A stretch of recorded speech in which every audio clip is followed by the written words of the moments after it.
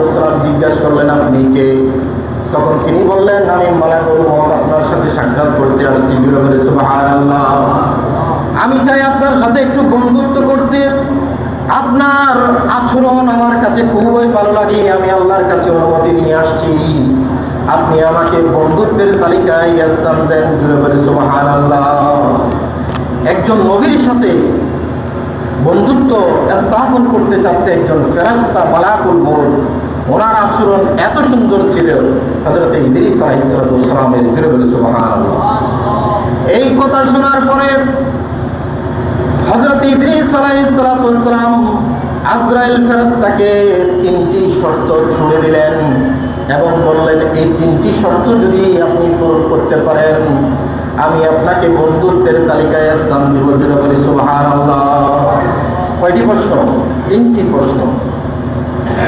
1 নম্বরের প্রশ্ন হলো কবজুর রূহ, একজন মুমিনের মৃত্যু কেমন হয়?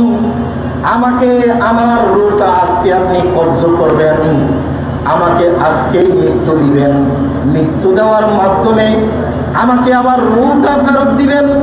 আমি দেখতে চাই মৃত্যুটা মানুষের জন্য কত ভয়ঙ্কর এবং কত যন্ত্রণাদায়ক হতে পারে, অথবা ভালো হতে পারে না খারাপ হতে পারে, আমি একটু দেখতে চাই। জোরে বলে সুবহানাল্লাহ। মৃত্যুর কথা সকলের মুখে মুখে শুনে আসছি। আল্লাহ কোরআনে কারীমে বলেছেন, ওই মৃত্যু কেমন হতে পারে? আমাকে একটিবারের জন্য মৃত্যু দিবেন, আবার রূহটা আবার ফেরত দিবেন। আমি দেখতে চাই মৃত্যুটা কেমন। জোরে বলি সুবহানাল্লাহ। আল্লাহর মৃত্যুর ভয় নবীদের অন্তরে কতটুকু ছিলেন দেখেন, যারা সবসময় মৃত্যুকে স্মরণ করতেন। এমনকি মৃত্যুকে বাস্তবে দেখার জন্য হযরত আজরাইল আলাইহিস সালামকে প্রস্তাব করলেন। কতটুকু অন্তরের মধ্যে মৃত্যুর ভয় থাকলে এই কাজটা করতে পারে, আমাদের একটা শিক্ষার বিষয় আছে সেখান থেকে। জোরে বলি সুবহানাল্লাহ। আল্লাহর কাছে হযরত আজরাইল আলাইহিস সালাম ফেরত গেলেন। আল্লাহ, যার সাথে বন্ধুত্ব করার জন্য আপনি পাঠালেন, আমি তো একটা ভেজালে পড়ে গেছি। উনি আমাকে 3টা শর্ত দিলেন, এই 3টা শর্ত পালন করতে পারলেই নাকি উনি আমাকে বন্ধুত্বের স্থান দিবেন। আল্লাহ জিজ্ঞাসা করলেন, কোন শর্ত?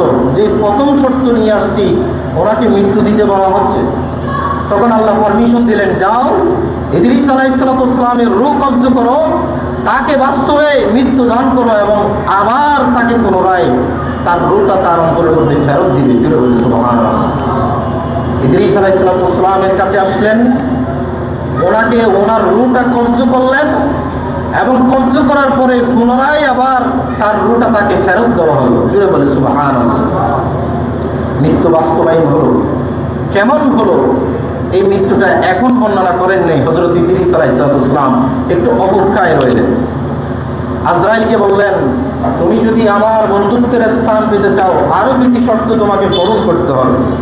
2 নম্বর শর্ত, রুইয়াতুল জাহান্নাম, জাহান্নামের আগুনে শত শত বছর মানুষ জ্বালাও পোড়া করে মানুষ শাস্তি ভোগ করবে।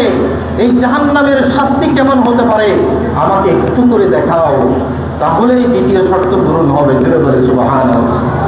আজরাইল আলাইহিস সালামকে আবার আল্লাহর কাছে পাঠালেন। আল্লাহর থেকে অনুমতি নিয়ে হযরত আজরাইল আলাইহিস সালাম ইদ্রিস আলাইহিস সালামকে জাহান্নামের আগুনের লেলিহান শিখা দেখিয়ে ভয়ভীতি তাদেরকে প্রত্যক্ষভাবে তাকে বাস্তবে সেটা দেখালেন। জোরে বলে সুবহানাল্লাহ।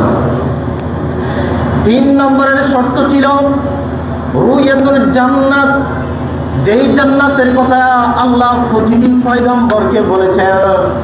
প্রতিটি যুগে যুগে কিতাবের মধ্যে আল্লাহ যে 104খানা কিতাব পাঠিয়েছেন, 104খানা কিতাবের মধ্যে জান্নাতের বর্ণনা দিয়েছেন। ওই জান্নাতটা কেমন আমাকে একটু দেখায় আসতে হবে। জোরে বলে সুবহানাল্লাহ। 3 নম্বরের শর্ত দিলেন। আল্লাহর কাছে আবার গেলেন, সেখান থেকে আবার অনুমতি নিয়ে আসলেন। হযরতে ইদ্রিস আলাইহিস সালামকে জান্নাতের মধ্যে প্রবেশ করালেন। জোরে বলে সুবহানাল্লাহ। জান্নাতের স্বাদ পেয়ে, জান্নাতের উপলব্ধি পেয়ে কেউ কি বের হতে চায় সেখান থেকে? উনি জান্নাতের থেকে আজরাইল আলাইহিস সালামকে বললেন, আমার 3টি শর্ত দেখা হয়ে গেছে। আল্লাহ যে বলেছেন সব মানুষ মৃত্যুবরণ করবে, আমি মৃত্যুবরণ একবার করে ফেলেছি, এবং যারা সৎ কাজ করবে তাদেরকে আল্লাহ জান্নাত দিবে, যারা অসৎ কাজ করবে তাদেরকে জাহান্নাম দিবে। জাহান্নামও দেখা আমার হয়ে গেছে। সর্বশেষ আল্লাহ যেহেতু আমাকে পয়গম্বর করে পাঠিয়েছেন, আল্লাহ আমাকে জান্নাত দিবেন। সর্বশেষ আমি জান্নাতে প্রবেশ করলাম। এই জান্নাত থেকে আমি আর কখনো বের হতে চাই না। জুড়ে বলেছে সুবহানাল্লাহ। কি চমৎকার কৌশল করলেন।